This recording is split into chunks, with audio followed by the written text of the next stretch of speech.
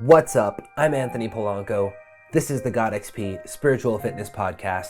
Our guest today is the esteemed Victoria Ichizli-Bartels. She's an author of over 22 books, 11 of which are on gamification, which is a concept and topic very dear to my heart. Really hope you enjoy. It's packed with insight. Please do look up her stuff. Optimist Writer is her website. Also victoriaichizli-bartels.com. And her latest book, Gameful Habits, which you can find on Amazon. I ordered mine. We can read it together. Without further ado, enjoy this episode on self-gamification, awareness, and self-realization. All right, everybody, welcome to the GodXP podcast once again. Very excited. I'm Anthony Polanco. I'm your host. Overall, really excited to talk about self-gamification, a concept that's dear to my heart, and get to know you a lot more, Victoria. How are you doing today? I'm doing great. Thank you for having me, and thank you for the ability to share self-gamification with others, because I think it's just you could say an open secret, and I think it's worth sharing. I totally agree. So And the internet's it's so vast, but it allows you to find ideas that are similar to yours. And it's in a way a vacuum if you really start looking for the things you want and finding your writing. It's really encouraging and inspiring. I've tried gamifying my own life for the last several years, and so to hear someone who's put a lot of thought into it express the concepts and the philosophy of gamifying it's really helpful and really good work you're doing. Thank you so much. And I agree completely that it can be seen in everything. I'm finishing to read a book which is called The Relaxed Author. By one of the authors is Joanna Penn, and she is a New York Times bestselling self-publishing author. And at the end of the book, she and her co-author say, if you want to be a relaxed author, then start with awareness, then start with identify what you can do right now. You could think of small steps, and we will talk about self-gamification in a minute. And then the third one is action. Mm-hmm. Take action. And it's really games. This is what you do in. So I was so, again, amazed how this truth, which I stumbled upon and just happened to formulate into words, but it can be found in everything. Yeah, it is an amazing thing to have a realization that really transforms your life. And I first I was reading Mind Hacking by John Hargrave. It was in 2016, and he talks about gamification, creating mental models for hacking your habits, and that was my first really intro into the idea. And I was in a place in my life where didn't have a lot going on, so I felt really lucky to gamify my life just from scratch, create a new board game in a way. Living it has allowed me to reflect on how gamification, it took a lot of stress out of my life and allowed me to pursue goals that I might have been too intimidated to pursue, making it a game, making it fun, tracking my progress. I think some of these things, they can come to you naturally after a hardship, where you have a place in your life where you can stop for a while and then decide, okay, what if life was fun? And then try to make a game out of it. Exactly, yes. And actually we can also discover that some of the challenges, they become the challenges that we actually can and want to, overcome, and in games. And this is what the game designers call, for example, Jane McGonigal described it in her book, Reality is Broken. It's New York Times bestselling book. There is a term she actually quotes another designer saying, hard fun. Hard fun. So this is what gamers actually love. Why they actually maybe don't watch TV that much, because they are in this state which is called flow. It's that you are so engaged that you don't want either lose or win the game. You just want to stay in there in the process. And this is what is also possible in real life, and why self-gamification is so helpful. I will introduce, if it's okay right now, it's a combination of, I call it anthropology, Kaizen, and gamification, but basically it's a combination of three skill sets. Being aware of right now, just being aware of the thought processes of ourselves. The second one is the skill set of breaking anything, challenge, be it the dream, the goal, task, project, whatever, into smallest, most digestible, and most effortlessly manageable bits. So if I have a dream, identify the smallest. If I have a dream to write a book and writing a chapter is too overwhelming for me, then writing a sentence. This would be my next step. So identifying the smallest, the one that I can do immediately with whatever I have. And the third one is games, gamefulness, playfulness, heading, whatever it is, either a silly rule like writing the next paragraph, taking a notebook and sitting under the table or somewhere else, or putting music or writing while walking, or giving yourself points. So adding all those gameful things to it and celebrating gamefully. So these three things: awareness, small steps or small bits, and gamefulness. That's it. And I call it the Swiss Army knives. You have one knife with a screwdriver, a knife, and a fork. And it's brilliant for hike. You have your tool, universal tool. This is what I consider self-gamification to be. It's your universal tool on any hike in your life. So the second one was figuring out the schema of the situation of your desires, you said? And that was the anthropology bit, right? Could you go into that a little bit? Yes, I learned about it from award-winning authors Ariel and Shia Kane, and they have an amazing idea. They have written many books, and also they have a podcast, Being Here, and they also they are leaders of international seminars, and I was lucky to take part on some of them. It was really amazing, and I read all of their books. I really recommend it. So they say, observe yourself anthropologically as if you would be a culture of one person. And we basically are. If you consider a country, a culture, and there is another culture which lives nearby, there is this dynamic, someone says something, and so on, and there are reactions and so on. The same happens with us. We are colored by different cultures, but we create a culture of our own with our thoughts, with everything that happens to us in our lives, with the history of one person. And if we observe ourselves as a culture, but anthropologically, without judging, this is the amazing. If you think of an anthropologist traveling to a country and researching it at the culture, they make notes, but they don't judge it. They don't say, oh, they do something strange, but they just describe what is happening without judgment. And it is also possible to do about ourselves. For example, when I complain and really live through this complaint, I sometimes don't notice it. I just complain about something. But if I take a little bit to look at it anthropologically, I notice that I frown, and then suddenly, oh, I frown. And then when I notice it, then the frown goes away. It's, oh, wow, I didn't notice that. And suddenly I smile, and that's it. My upset is gone. And that's just the amazing power of this being here and awareness. And it's also very gameful because you suddenly see it with humor. So that is why I like the combination of the three, because they're really like a synergy. That is amazing. Yes. That is such a great framework, and so many people could benefit from. Even myself, constantly working on my awareness, trying to solve my own dilemmas quicker. Even for me, like you said, the unconscious thinking can take over negative thought patterns. It's a comfortable habit because it allows you to baby yourself and be like a spoiled baby. So sometimes you can lose your emotional discipline. And so it's good to have techniques like this. It's good. You need techniques. Yes, you need tools, definitely. And it's one of the tools. And what I like about awareness or anthropology, but also about Kaizen, is that the realization that upset are not bad. They are just information. That's it. Actually, you have your intuition signaling you through upset, saying, oh, wait, look what's happening. You just need to pay attention. And that was an amazing epiphany for me. And why I said that also came from Kaizen is Kaizen is about small steps, breaking down into the smallest bits. And my go-to person about Kaizen, and I read his books, both books on Kaizen. It's Robert Maurer, and he's professor at UCLA.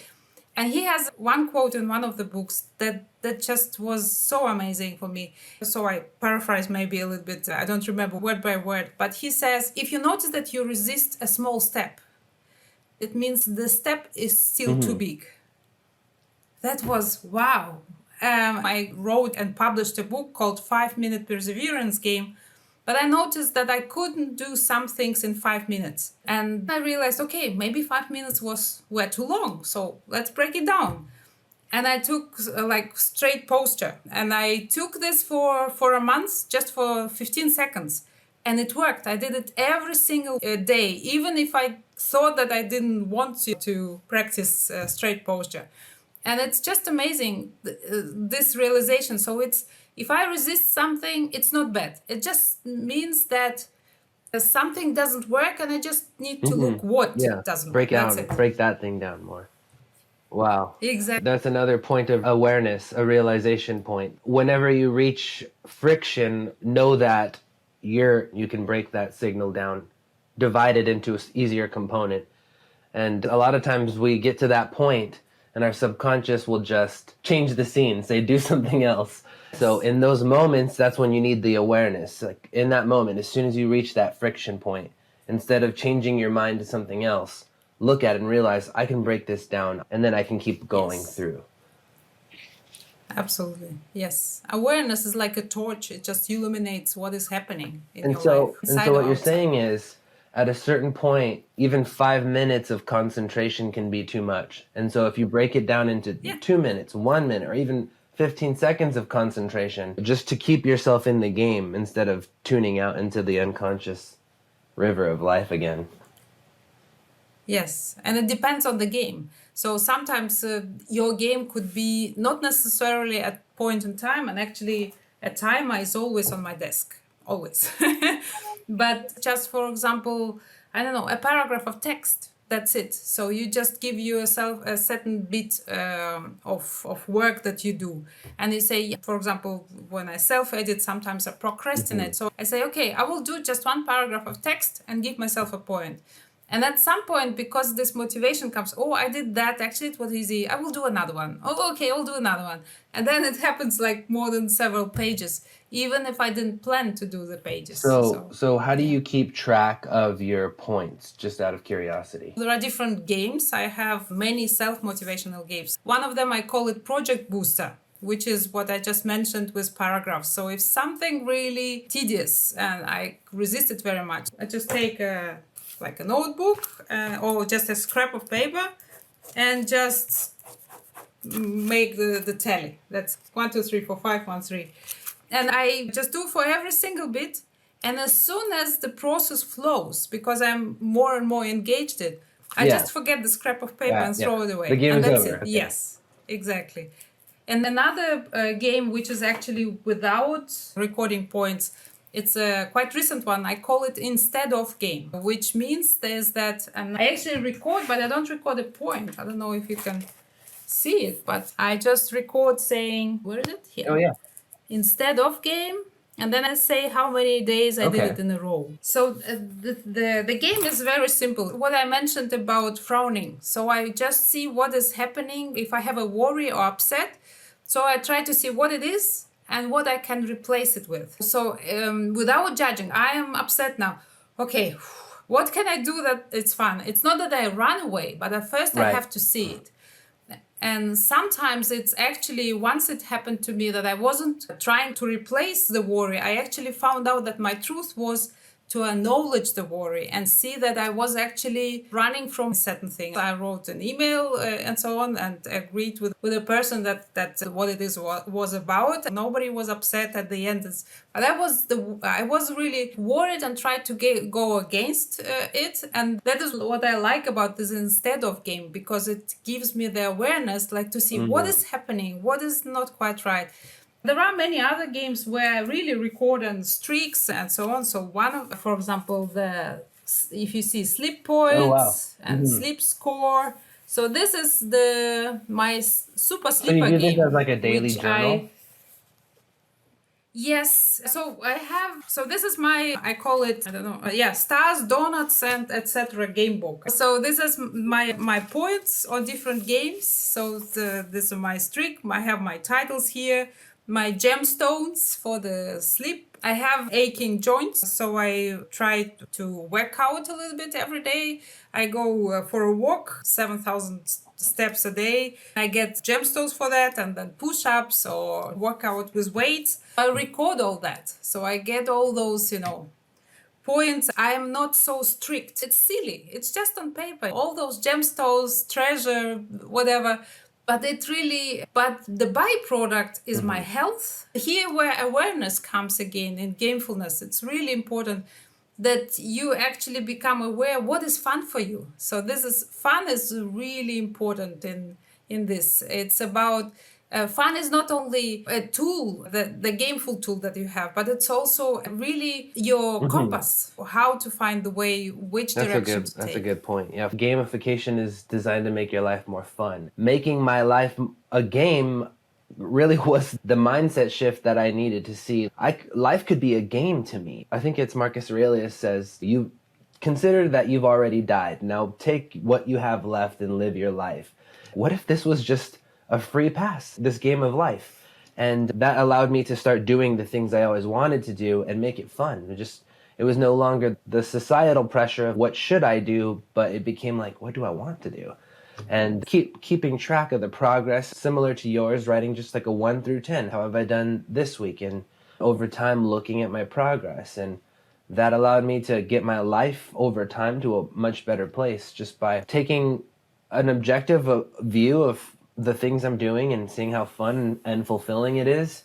And over time, even just 1 through 10, how's your life gotten better in those ways? You can create a game in the moment or for any problem, desire, any situation in life. So for you, when you first discovered self-gamification, where were you in your life when this came to you? What was the origin of it for you? It started with like a discovery that I wanted to write a book. My background is electronic engineering, and I even have a PhD there.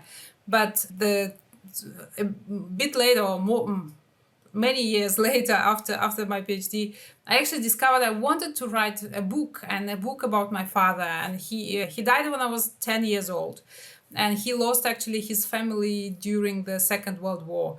And I was always thinking it's a very sad story. But actually, when I started writing about it, and I really had a big wish to do that, it turned out that it wasn't that sad. There were many happy moments in his life, and he was an amazing person. And it brought my mom and me closer. At that time, I was writing the book. I was taking lessons with a good friend, and she's a best-selling author, Mena van Praag. She had 6 students, and we've been calling her there were telephone conferences. And we started complaining, saying we don't manage to write our books. And she said, let's play a game. Let's play just a little bit every day. Let's comment on our Facebook group. We had a Facebook group for us. And that's how it started. There were not concrete rules more than that. And I was really taken with that. So I was actually one of those who was really commenting every day. This month I was like writing and commenting and asking others how we're doing and so on. And it worked so well for me that I even forgot about the game, but I was writing every day a little bit. So as you see, that's again this Gameful. Apart from that, I was sending to a friend whom I met actually online and never met in person. I sent her bits and pieces of the book, and she was commenting on it. She wasn't editing anything, but she was saying what it reminded her in her life. So there was feedback from her. As you see, there is feedback like in games. So there is something that was coming back. And then I published the book, and then I started my own business. And at that time, and I also had the second child, and we moved houses. So many things happened. And friends started asking me, how do you do that? How do you manage so many things? And then I recalled the game. I said, let's play the game. I said, okay, let's do it concrete time, 5 minutes, and it will be for a month. And if you do 5 minutes, then you have 1 point. If you write less, you can learn language or do something else. If you do less than 5 minutes, but do something, then you get half a point. If you don't do anything, then the point goes to your procrastinating self. So what happened, you were not losing the game, but a part from you was still winning, but it was procrastinating. So you had ambitious part against the Wow, that's procrastinating great. part of you. That's how it started. And then I didn't know about gamification at all. And I published this book with the title 5-Minute Perseverance Game. It helped one of the friends that I suggested the game is a award-winning author here in Denmark. And she couldn't write the sequel of her book, and she was almost a year late to the publisher. So, and she was writing many other things, blogs, but she couldn't progress with make progress with her book. And I suggested the game, and she ended up writing more than 5 minutes a day. But just this small barrier, like 5 minutes I will do. And then that's it. And that just boosted her. And within a month, she wrote the whole sequel and send it, and also commented in funny words like, I did Wow. it. This reaction from friends and from her and from others, just seeing how much this could help, that is why I That's wrote the awesome. book.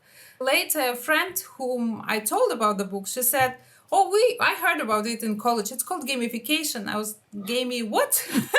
So I started immediately on that day. I came and started Googling. During the time I heard about Kaizen, and I said, okay, small steps. I do 5 minutes a day. That's it. 5-minute perseverance game. I wrote just 5 minutes a day, just 6,000 words in a month. 5 minutes a day. I said, really? Because when you write a manuscript, for example, above 50, 60, or from starting with 60,000 words, it's a novel considered, or maybe 70, 72. So you could actually within 1 year write a book by 5 Yeah. minutes a day. I have also other books, but on turning life into fun games, this is the 11 books. And at some point I heard about gamification. I thought it's self-help, so I started saying self-gamification. Yeah, and one day my sister says, we are talking about it and what I'm doing, and then she Googled and I Googled at the same time as you are the first. There is no one at the top. And it's like we both checked on different places, like, wow. And so I started doing more and more. So when there was a lockdown, my editor had an idea, write something about that, how to cope with the situation. Or blogging, I write on Medium a lot. One of my most successful articles on Medium, but also online, it's real life role playing games. And I That's the one I recently read. That's the realized one that first one I yeah. read that really grabbed me. The real life role playing game. Oh, Yeah. okay. Great. And it has a lot of use every day. I was like, wow, Yeah. really? So I'm exploring it and actually writing a new compiling, and I'm going to do it to structure choose your own Yeah. adventure book. That's awesome. Because that's actually what it is, our lives. We choose our own adventures, and they are also roles. That's the concept of I have a meditation camp. We do 1 week camps. They're self-authoring.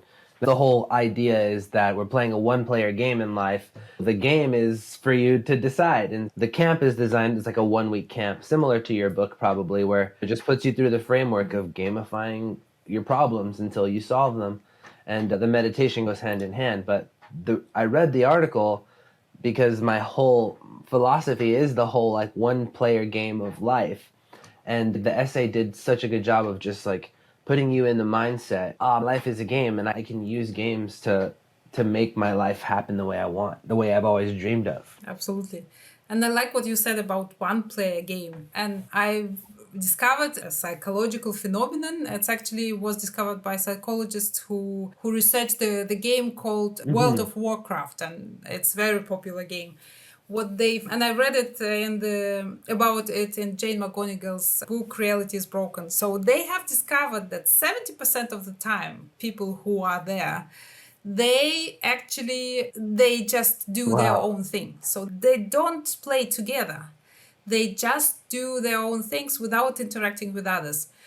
But this idea that the others are there and I could actually either help someone or ask for help or whatever, or do something together, this is actually what entices people. And they call it, or a simplified term for this phenomenon is playing alone Wow. together.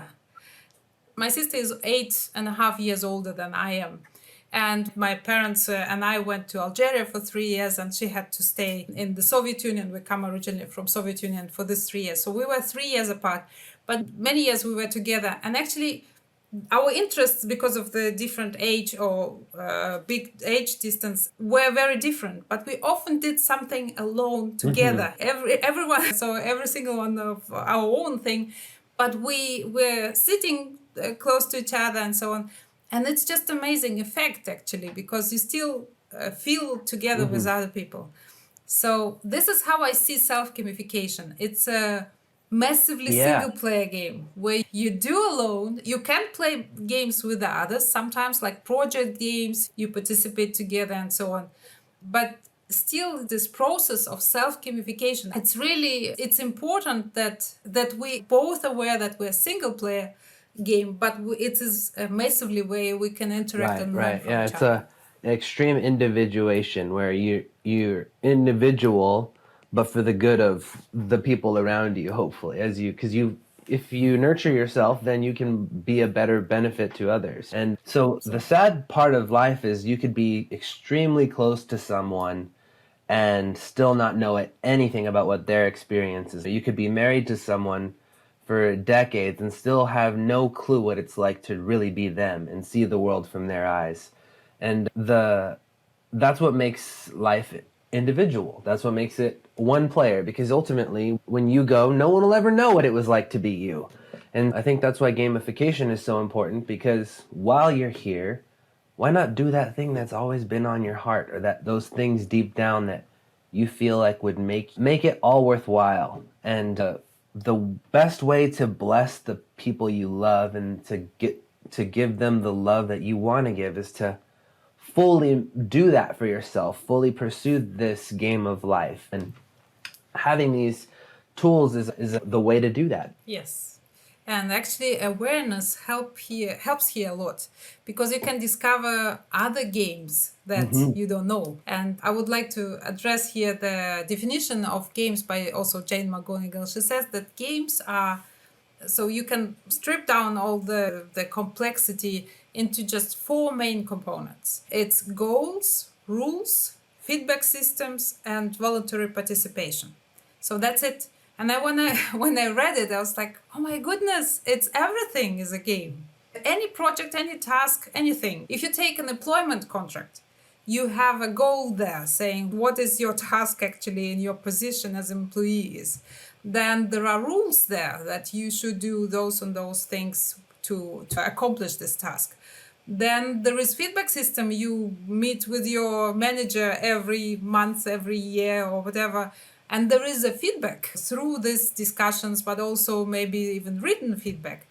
And then voluntary participation, a form of this voluntary participation is a signature on a contract. Of course, the first time I said it in the gamification community, they said it's not quite the same, because voluntary participation in game is that you can come and leave at will. And actually, it's still present in projects. If you take, for example, even a real game like World of Warcraft, you don't play it 24 hours a day. You play it, then you go do something else.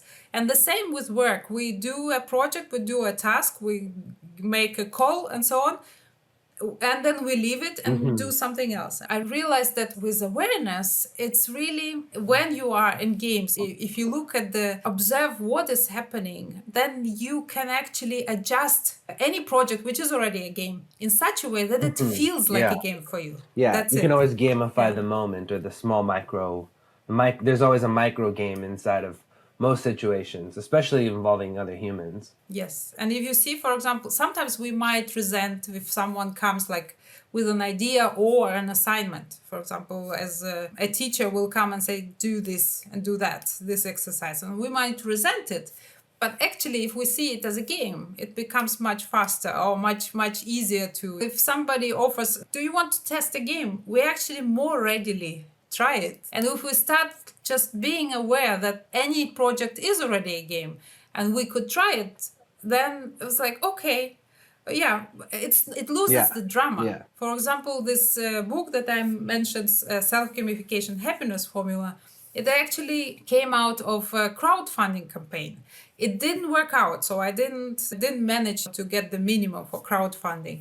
But actually, I realized through interaction with those who backed me up at that time, There was the discussion, there was a preparation of the book, and it ended up being my longest book. And from my 11 books, it sells the best. It was still worth it to try, even if I realized crowdfunding is not for me. It's not the game that I would play again, but I'm glad that I tried it. Yeah. This is where I would like to refer again to Ariel and Chaya Kane. They say that true listening is not to judge like we do when we listen. Usually we agree, disagree. True listening meaning listening from the point of view of the person who speaks. And they also say try to listen with both eyes and ears. One of the philosophy arguments that always get to me whenever I see them on the internet. I'm like, philosophy is not for agreeing and disagreeing. Philosophy is for reflecting and like trying to understand. And I think we do that a lot. We're great at making judgments. When we can reserve judgment, then we can accept the understanding from both sides. And then maybe you can make your judgment, or you can just be satisfied with having understood way better than you would have. So I guess people listening, how can they make their approach to increasing awareness more practical? I will then answer a bit unpractically, I would say. So stop trying to increase it. Stop trying to manipulate it. When we try to modify or to change, to improve something, then that means that we judge the state that we are as not good enough. It means that we are not good enough if we want to improve ourselves. These authors, Ariel and Chaya Kane, they also say similar thing that, and I experienced for myself, that when you try to improve yourself, it's actually you mean you judging that you are not good enough, but you're already perfect. Everything is perfect as it is. So the moment, and I realized, also learned that the word perfect means it's done, complete. And every moment of now becomes the thing of the past in the next moment. So it's complete, perfect. So nothing is bad as we judge it, because sometimes even it's interesting. Some people, something challenging happens, like maybe they get a notice from their job, and it happened to me also. And then later I was saying that's the best thing that happened to me. Yeah. But it wasn't the best in that moment. I was upset. So that's the thing, is that we always put some kind of weight or drama on it. But if we try to do it, to see it non-judgmentally, then we see that actually nothing needs improvement. Just having fun being here, and then it just happens in the best possible way. I'm a physicist with my background, experimental physicist, and it's also the technical background where I have my PhD in semiconductor physics. There is a famous principle, it's called uncertainty principle. So if you try to measure one quality of electron or particle in quantum physics, then you will measure it, but you will not be able to measure another quantity, another property of it. So, and the same is in life. If you engage in one activity, you will never know how the other activity at the same time would have happened. So if you suddenly you have a story, for example, try to write a romance story, and that now with these two characters, you will not know how the same would appear in a horror story. You could do it later, but it will be another moment. So no two things can happen in the same time, in the same place, in the same way. It can actually also release us, because if you just concentrate on one thing and engage completely and enjoy the game, that is why the games are so nice. They simplify. I see my children playing some simulation games, for example, ironing something, repairing something just on the iPad. But it's real life things, but they are simplified. And then they unlock the levels, for example, repairing some other thing. I was like, I could do it the same. So I experimented actually with wanted and unwanted activities as the next level. So sometimes I do something that I really want to, and said I'm not allowed to do this other task that I resented before I manage this one. And interestingly, this resented task became attractive because it was locked level. That's fascinating.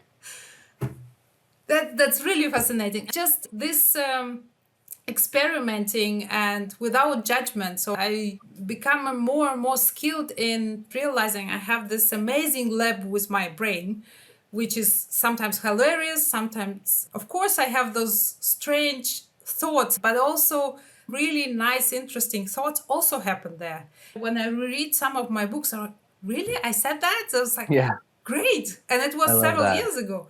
So sometimes we think that with time we become always better, but it can be that we were already amazing and brilliant at some time, and still can be also amazing and brilliant at other time. But it doesn't mean that we were bad and Yeah, become better. that's, So that is why that's improvement is quite very profound. tricky. Yeah. I think self improvement can be this chasm where you start going down a story road that can take you for years and years when you could have just taken one step to the side, changed one thing about your mindset, and your realization could have been solved with just one. Because the story of the past is just the one we tell ourselves. And I love that you said self improvement can just be a state of awareness where you just realize I have everything I need right now. I can just enjoy this, make it a game, and play the game and get immersed in the game. And there's no real pursuit needed for that. So that's really quite profound. Absolutely. Yes. And there weren't actually improvement and change, they are actually byproducts. So they just happen all on their own. And if we engage and if we have fun. And now I just recalled the quote by Heidi Klum, and it was after the America's Got Talent, one of the shows where a young ventriloquist, Darcy Lynn, has won at 2017 or something. And she was 12 years old. And somebody asked Heidi Klum, who was a judge there, and they asked her, what would you recommend to Darcy now? And she said, first of all, have fun. She said, if you don't have fun, it shows. And it's really true. And I realized that I used to be envious of successful people. I was thinking, why do they have success? And successful people seem to have always fun. This was actually one of the kind of, I wanted to get success to have fun. But then I realized it's vice versa. Those who have fun Yeah, have that success. is so funny. And then, and I realized that when I started having fun and what I was doing and actually bringing also fun, it's not that we need to judge a thing, is it fun or not? One of the activities that I turned into games was applying for a new passport. And we all resent those things, filling on the forms and everything. And I found something similar in a book which was featuring Robert Maurer, whom I mentioned on Kaizen. And she tried to apply for, I think, for banking, some online banking. The idea was do one small thing. Find, for example, for the passport, find the link of the authority where to find this, where to find the information. 1 point, 1 day. Done. For the next day, look for the list of the requirements. Then for the next day, what do you have already? And the funny thing happened is that it was so easy to do. That was the first thing in the morning I was doing Wow. and getting my point. Yes. When I applied for the third passport in this way, it was my own and I had to go to Copenhagen. It ended up that I was chatting with the person there who was taking all the documents. We were laughing, smiling that we lived in the same city, which region and everything. You can bring fun in anything. So into even the most things you Wow. resent. There are things that we say we don't want to do, but actually if we don't give them up easily, then we want them. For example, like exam. We want a degree, we want to get a specific job which needs this degree. Then we want the exams too, because they are part of it. Having children, it was my biggest dream with my husband together, and we couldn't have, for 6 years we have had problems becoming a family and having children. And I wanted them so much, it was a big dream. But when they came, finally, there were challenges. It's all-inclusive hotel, but it's another way of inclusive. It's not, it's all inclusive. It includes temper tantrums of my children, it includes hugs, it includes upset, tears, everything. All Absolutely. inclusive. It's another Yeah. game. So absolutely, yes. And this awareness, small steps, it helps so much, and especially self-awareness. This is so important. For example, sometimes I say to my children, my daughter, she was several years younger, and I said, I am afraid actually in the morning to wake you up that you will be upset, it will be difficult. I'm afraid of you. she was really surprised, like, you are so big, how you could be afraid of me? I said, yeah, I'm afraid of your reaction. And that was interesting for her. And suddenly she had compassion to me. And I invented a game once. I was waking her up, and I said, and I was really resenting. I was again, we will have a problem again. So she wakes up, and then I realized, oh, wait a second, it could be a game for myself. And then I said, okay, I will give myself 10 minutes to wake her up. I went to her and I greeted her, I kissed her, hugged her, and I said, actually, I'm playing a game that I will get you out of bed within 10 minutes. And she got so Wow. excited and helped me to win the That's game. so fun. Yeah, and this is what I like about self-gamification. It's not about specific point system which evolve over the time, but it's about resourcefulness. I become so resourceful because I get inspired by games. That is why I'm so interested what my children are doing. I have the dice quite close to me Wow. quite often. Timer. It's something just amazing how game can enrich our life and can actually help us in finding solutions for almost any challenge, or actually That any is so challenge. amazing. Victoria, this was super enlightening for me, for my listeners. Is there any one, I know I want to get you out of here on time. Is there one last bit of advice that you could give someone listening to this about gamifying their life, about self-gamification? Obviously, beside buying your book, Gameful Habits, and I can't wait to read it. But what would be like the one last, if you could just leave them with one final thing about how they can use this information, use this knowledge to transform their life today, what would you say? I would say remember that you are the player and the designer of your games, and you have all the tools necessary. Start right now, right here with what you have, and be aware that you are both the player and the designer, and you have all the control. And taking the responsibility for the design of your game, it's so much fun. It's just amazing fun because you can support yourself and help yourself in any situation and empower That's yourself. wonderful. Yes. Victoria Ichizli-Bartels, everyone, I highly recommend Gameful Habits, her website, her essays on Medium, and just find her on social media any way you can. Read her writing. It's very enlightening, inspiring, and this was a great conversation, Victoria. Thank you so much. I really appreciate it. Thank you so much for having me. All right. Have a good one, everyone.